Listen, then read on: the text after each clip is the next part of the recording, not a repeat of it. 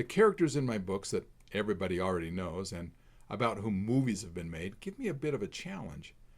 I try not to stray too much from the well-known history, but these folks are real and somebody has to give them a little personality, so why not me? Martin Luther. Martin Luther was a German monk, theologian, a pivotal figure in the Protestant Reformation. His 95 Theses, posted in 1517, challenged the Catholic Church's practices, sparking widespread religious reform. In 1510, Luther, then an Augustinian monk, embarked on a pilgrimage to Rome, sent by his order to settle a dispute within the Augustinian monasteries. Crossing the Alps on foot, he endured harsh conditions, a grueling journey that tested his resolve. He viewed Rome as the spiritual heart of Christendom, expecting to find holiness and inspiration. Upon arriving, Luther was disillusioned. My fictional characters helped him express this disillusion. Luther found Rome a city steeped in corruption, with clergy openly flouting vows of celibacy and poverty. The sale of indulgences, payments to reduce punishment for sins, shocked him, as did the opulence of the church when contrasted with the widespread poverty. Luther climbed the Scala Sancta, the holy stairs, on his knees, seeking spiritual merit, but later questions its value, feeling no closer to God.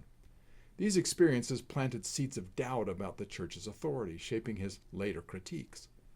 There is no definitive evidence that Luther met Pope Julius II, who reigned during his visit. Luther's accounts mention observing papal ceremonies from afar, but not a personal audience. His focus remained on Rome's spiritual and moral decay rather than papal encounters. Luther's Roman journey, though brief, profoundly influenced his theology. The corruption he witnessed fueled his call for reform, leading to the Reformation's seismic impact on Christianity.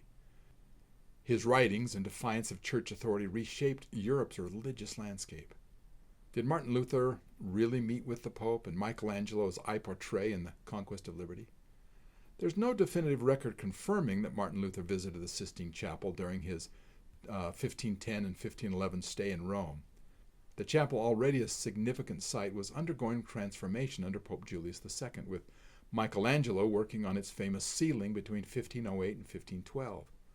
Luther's writings do not explicitly mention the chapel, focusing instead on religious practices and Rome's moral state. Given his interest in sacred sites and his presence in Rome during Michelangelo's work, it's plausible he could have seen or heard of the chapel, but no direct evidence supports this.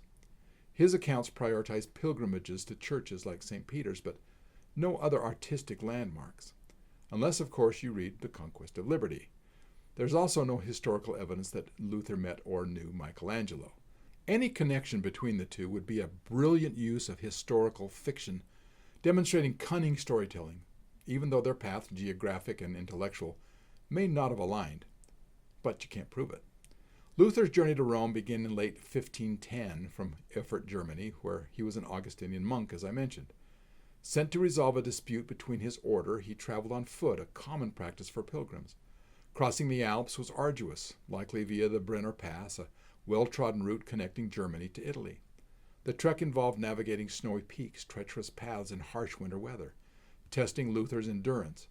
He stayed at monastic houses along the way, such as those in Augsburg and Innsbruck, which offered shelter to pilgrims.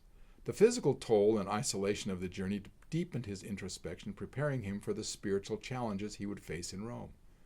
When he met my fictional characters in Genoa, it was a cherished treat for him. Luther arrived in Rome, staying for about a month in the Augustinian monastery of Santa Maria del Popolo. He approached the city with reverence, reportedly exclaiming, "Blessed Rome," upon arrival, expecting a bastion of piety. Instead, he found disillusionment. Luther's Roman sojourn was brief but intense. He left in 1511, returning via the Alps, likely through Milan or Verona, carrying a growing skepticism about the church's practices. Rome shattered Luther's ideal view of the church. The sale of indulgences, clerical corruption, emphasis of ritual over faith, fueled his later 95 Theses in 1517. His Alpine journey, while physically grueling, was a minor prelude to the intellectual and spiritual turmoil Rome provoked.